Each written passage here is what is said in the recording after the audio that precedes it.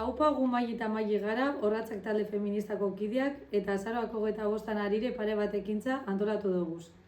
Bai, horritako bat, manien bertan ingo dan gazte blokea eta beste azaroak 30ean ingo gun proiektzioak kinun. Horretaz aparte, hildo bera jarraituteko eta eskeltituteko hile bateko gauzean bakarrik, abenduak 26ean aginkegaz batera afari antinuklearra antolatuko gu.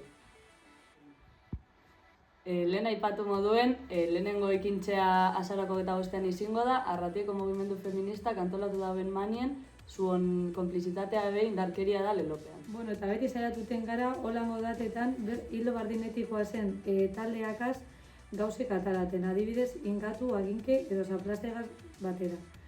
Gure harremanak sendotuteko eta diskurtso partekatu bet kanpora aterateko. Hori eta gaztean presentzie beharrezkoa dela ikusten dugu espazioetan eta horregaitik be animau gaurko gazte blokean parte hartuten. Bertan, Lemoako Zaplaz talde feministagaz gazte bloke bat antolatu dugu.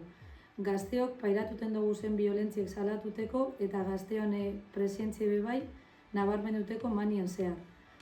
Hori dela eta 7 eta 4 denetan kulturretzean paraguara gazte blokea preparetako eta 7:30 manire batuko gara.